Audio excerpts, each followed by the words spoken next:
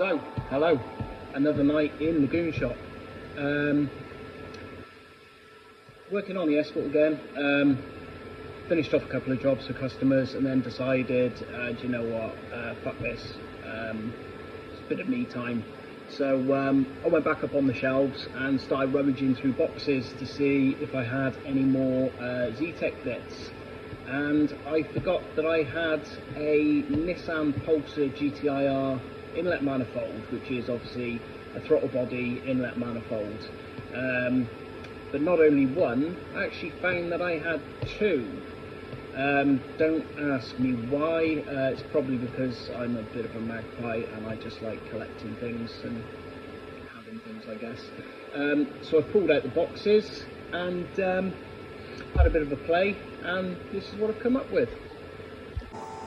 Manifold 1. I did start modifying this several years ago to fit my old ZVH engine, so I machined the flange off, welded up the injector holes, chopped it about a bit, stuck it in a box, lost interest if I'm honest. Engine was sold, bought the WRC engine which was going to go in the Escort but is now not, well, not for now anyway. And yeah, nothing happened, so I got rummaging through, did some measuring, and for those who know, the port spacings on the GTI-R plenum aren't far off the Zetecs, the Zetecs being 91.8. Why? Why would you do that? Why would you do any of that? And the Pulsars being 96. The only thing is, they're not evenly spaced, as you can see. There's a lot more material here than there is here, and the sort of shape of this manifold doesn't give the right port spacings. So I gave it a measure, worked out that I needed to cut about ½ inch off through the centre of the plenum, lose it in here, cut through here, then I could move the throttles closer together, and I'd be somewhere near. So, another Blue Peter moment. This is what I've got so far. So, as you can see, I've cut the plenum through here, welded it back together, cut through the runners as well through here, and joined it together as well, so that all matches up.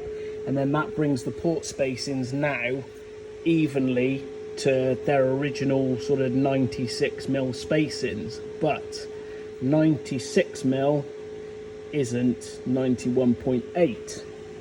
So I've stuck it on the mill, faced off the original head flange and took that off with the fly cutter, and I worked out that because the ports, as you can see, they're not actually square, they taper off. If I machined enough of it down, it would then reduce the port spacings to roughly 91.8mm or 92mm, whatever you want to do. So that's not so bad. And then when you take into account that the head spacings on the ports are around 139 point to point, it also gives you 139 point to point. So we're now correct spacings all the way through now for the Zetec head. Now there's still a little bit of misalignment because you've now got this odd port shape which is very different from the Zetec port.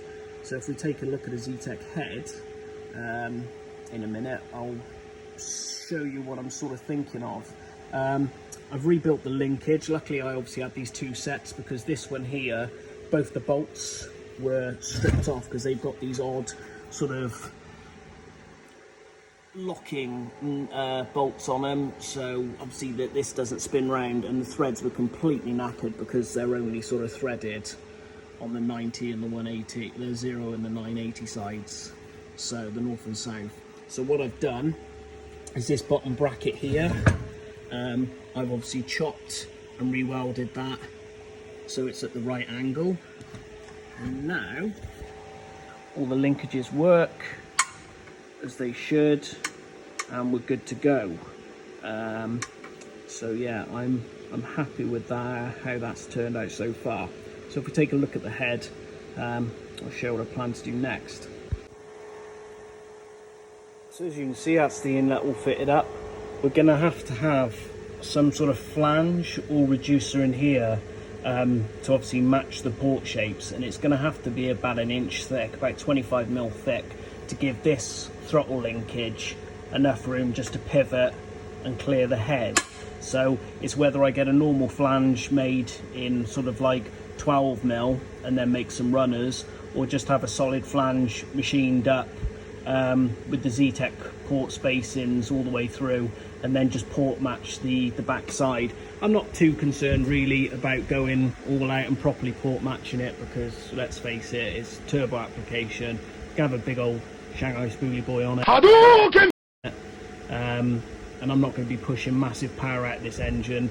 The engine that I've got is a sort of, it's a lower comp ratio than I want, because it's got Vauxhall pistons in it. It's got the C20 let mild pistons in it with some forged rods. But if I put this head on it, I've got a Ian Howell response exhaust cam and a response inlet cam with a GT28, so it should be pretty punchy, and especially running throttle per cylinder, you probably ain't going to notice it all that much on a turbo car, if I'm honest.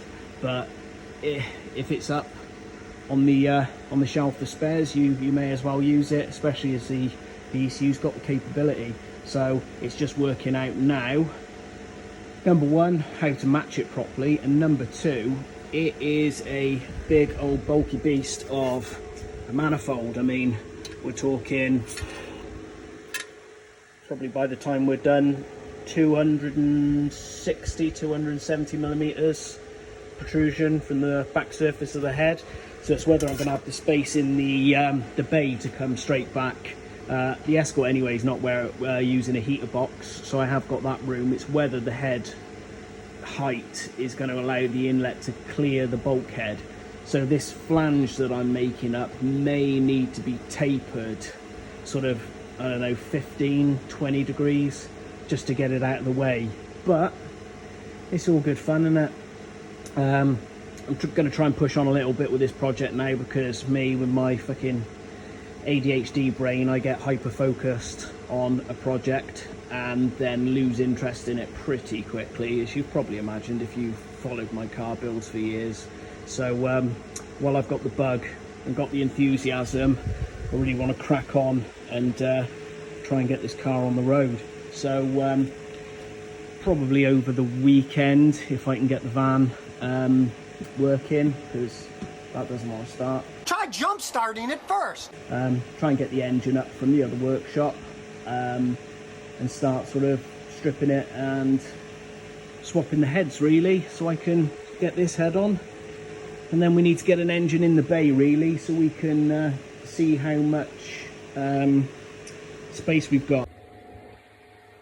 So yeah, plans are now to try and crack on with getting the engine ready to go in. So obviously I have to swap the heads, so I'll need to do the valve stem seals in that and swap out the exhaust valve that's damaged.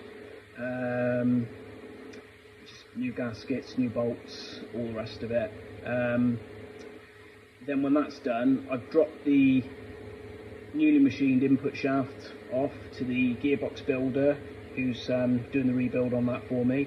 So as soon as I've got the box in the engine, I can get it in this car good to go and see how much space we've got and what I need to do to join this up. So